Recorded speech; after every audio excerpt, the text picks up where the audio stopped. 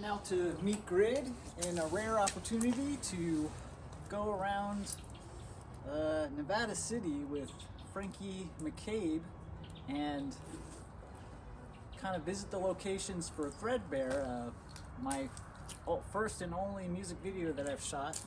The video is probably one of my favorite music videos because it does tell a story. I've been all or nothing. It's like when I moved out of home, I didn't do shit. I just said, yeah, I'm an artist, but I didn't really do shit. And then when I decided I'm gonna do it, I just dove in. You know, I was like so motivated. So I don't really know which switched off in my head, but I'm glad something did, because I feel like looking back, I was waiting for that time where I'm a better singer, or I'm a better guitarist, or well, till I have this kind of camera, or until I learn how to do this. It's so easy to make those freaking excuses, you know? And obviously you don't get better without starting somewhere. So I'm glad that I finally just told those dumb little voices like, dude, fuck off.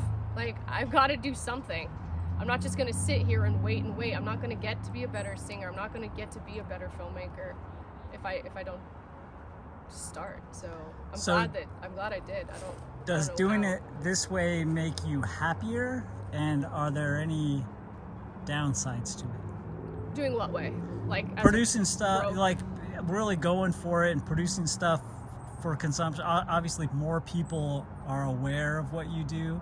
Like, so does that make you happier, and are there any downsides to that?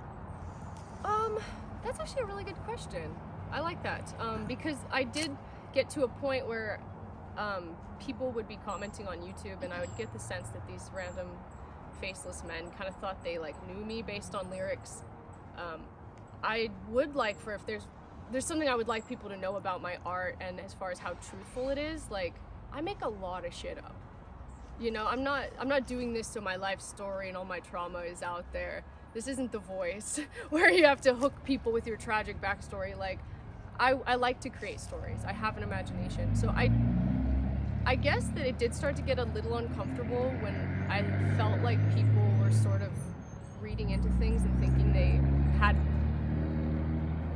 yeah, you know what I mean? Like, they think they know you based on a song or a video you made. That was kind of frustrating. But I love it, and I'm glad that more people are tuning in and caring to see what I create. So, yeah. What was the inspiration behind this video? Okay, yeah. So Nevada City, there was I'm not gonna name names because, you know, there's no unless this guy pisses me off again, and then I name names. But anyway, there was a guy here, kind of a wealthy dude, and he lived out just up the hill, about 15 miles, kind of in a secluded area, and he lived alone, and he liked to bring the, like, towny bums back to his house to go hang out and have parties and stuff. And, you know, guys, girls, whatever. But it was the girls that would go up there that would have the harder time getting away when they wanted to leave. So the line about crawling through a dog door and shit like that, like, that's very much taken from reality. As I'm crawling through the dog door, and where else have you got to go? I'm on your knee now, don't you know? You're that's all I'm asking. So yeah, there was there came a point where he actually hit a friend of mine, like, in the face, a girl. And I was like, oh, I can't fucking hang out with this guy anymore, fuck that. And yeah, there were times where I had to pepper spray him. He was a psycho dude, so obviously we dramatized it. I never almost cut a hand off or anything like that. You know I'll play dirty, and I know. Yeah, I just decided, like, this was a fucked up experience, and he's preying on, like, young people around town, mostly girls, and, like, why not make a video and a song that could I don't want to say, like, help people, I'm not a philanthropist, whatever, but, like, just sort of highlight some of the typical signs that someone's, like, abusing you, like, narcissistically. You're basically bringing awareness, and your video isn't literal, it's more the feeling that you have when you're in the moment. You Yeah. feel trapped. Oh, and I Even- was trapped. As you stab me with a smile, all the while singing I bleed. You're listening. Whatever helps you sleep. There were days where he'd stay home from work if he knew you're gonna leave. I'd have to move all of my stuff out of a window and hike down to the street with it and get a ride. We were trapped, you know. There was one time where I went to leave, and he did not want that to happen, obviously. And so he picked up this big heavy thing off the table and held it up like he was gonna hit me in the face with it. And I hopped up on the table like a cat. Like, I don't even know how I cleared that much space. And I pepper sprayed just one of his eyes.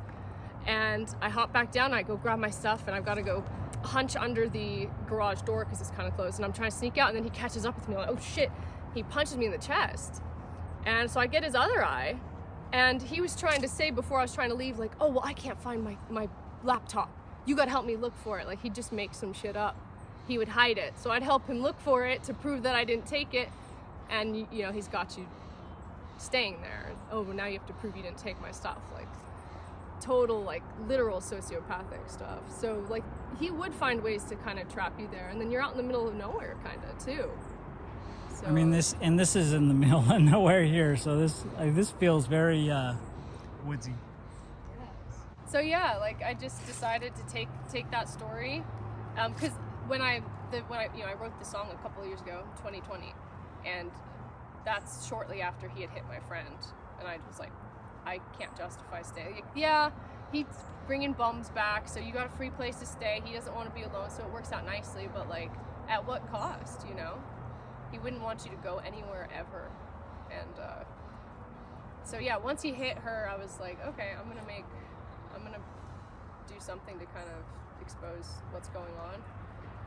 We did find an opportunity with the painting. We actually painted him. So that really terrible Scooby-Doo looking thing.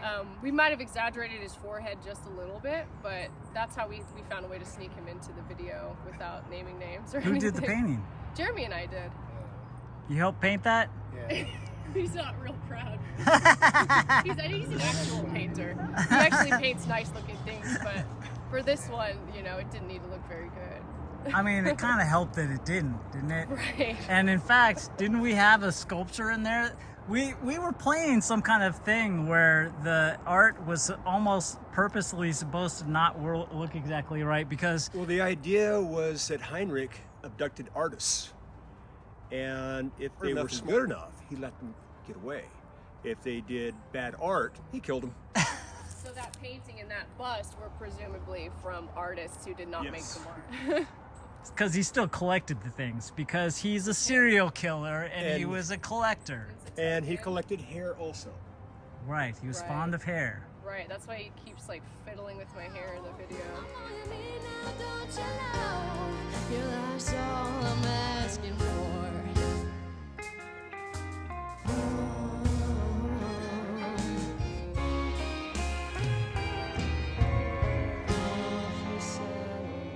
It's pretty creepy. Collector. Yeah. You want to tell us how you know about this spot? This spot, It's kind of cool. you know, around the time that I met this, the person this video was based on, I was not really pursuing my music. I was just kind of a bum, you know? And, you know, because you'd move out of home and you think you're gonna, like, get famous and shit. And you don't actually try. You just think shit's gonna fall into your lap. So meanwhile, I'm just, like, hanging out here with other people, just smoking pot and wasting my talent. But then I met him, and he did have the tools. Like, one thing that was helpful about him is that he did have the money to buy the cameras. So when I started making my first movie, he was willing to invest in that. So I'm trying to find a silver lining. So yeah, this is a spot. This is a typical spot. This and under the bridge, where, you know, I might have been found around the time that I got plucked up by. So you mentioned wasting your time. Well, not wasting well, my time, but not what made pursuing you? art. Yeah, what made you decide that you wanted to pursue more creative production? Well, you know, probably living with this guy and just like that life, realizing like I'm not doing anything. I'm not allowed to go anywhere. He doesn't want me to really have friends or anything.